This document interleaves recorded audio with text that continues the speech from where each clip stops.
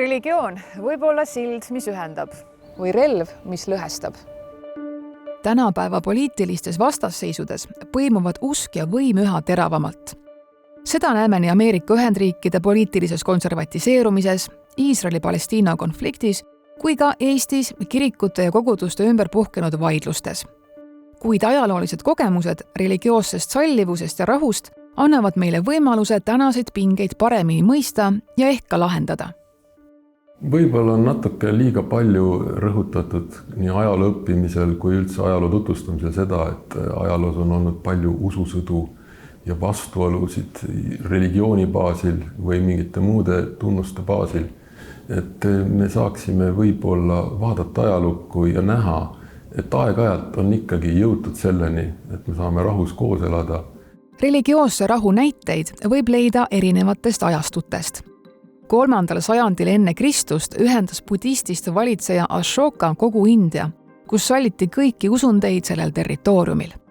Ka 16. sajandi Poola on tuntud selle poolest, et salliti erinevaid usutunnistusi, ka neid, mida kusagil mujal Euroopas ei aktsepteeritud.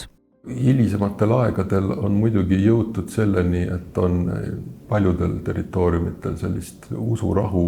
Ka tänapäeva Euroopa ühiskond on muidugi see näide, mis võiks olla meil tegelikult ees. Kiriku ja riigi suhted on olnud iidne teema läbi ajaloo, mis on tugevalt esil ka tänasel päeval. Poliitikud püüavad religiooni ära kasutada oma eesmärkidel ja mis seal salata, ka kirikud või usuorganisatsioonid on teinekord selleks, et enda maist elu kergemaks teha, läinud kompromissidele või teinud koostööd või püüdnud oma eesmärke ühitada siis ilmalike võimude omadega. Poliitiline ja religioosne vastasseis ei ole ainult meist kaugete maade probleem. Palju kõneainet pakub see ka Eestis, näiteks kirikute ja koguduste seaduse ümber puhkenud tulises arutelus. See, kui mõni kirik on rohkem poliitikaga seotud ühes või teises riigis, see kahjustab kogu religiooni mainet. Nii et siin muidugi käib kaasas ka see, et sallivus väheneb. Selleks, et mõista, kuidas eri usundid on suutnud koos eksisteerida ka kõige pingelisematel aegadel, tehti suur noortele suunatud teadusprojekt RETOPEA ehk Religious Toleration and Peace. Selle eesmärk on tuua ajaloolised sündmused tänasesse päeva. Kõige parem viis õpetada on teha midagi ise. Ja väikeste filmide tegemine oli see meetod, mida me siis välja pakkusime, dokutuubid või veebidokid, mida me tegime siis 8 erinevas riigis koos kooliõpilastega. Meie projekti kaaslased Open Universityst Inglismaalt on käinud päris mitmetes maailma maades, ka Araabia maades seda meetodit tutvustamas ja kooliõpilased on huviga teinud filme, kus nad siis mõtlevad selle üle järgi, kuidas me võiksime erinevate usutunnistustega inimesi sallida. Projekt kasutab põhimõtet õppida ajaloost, ehk uuritakse, kuidas sajandite tagused rahulepingud ja kokkulepped aitasid erinevaid usurühmi kõrvuti hoida.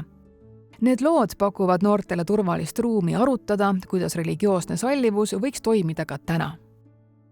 Meie projekti põhijäreldus oligi see, et me vajame meediaharidust, kriitilise mõtlemise arendamist, et inimene ise konstrueeriks endale oma maailmapildi ja võime näha läbi siis teatud manipuleerimisvõtteid, mida võib-olla meedias edastatakse neile. See on kõige olulisem, mida haridus peab neile andma. Ega me ei saagi lõplikult pingetest lahti. Me saame tegelikult jõuda lihtsalt selleni, et me ütleme, et jah, tõesti, see teine inimene, kelle maailmavaade, see ei ole minu maailmavaade. Ma ei võta seda omaks. Et ma tunnistan, et ka temal on õigus eksisteerida ja me võime isegi diskuteerida, aga me ei lähe selles osas oma tõde peale suruma selle hinnaga, et teine inimene peab kas lahkuma või lausa surema. Kui me suudaksime ajaloost õppida, võib religioon olla sild, mitte relv. Isegi siis, kui poliitilised tormid üritavad seda silda lõhkuda.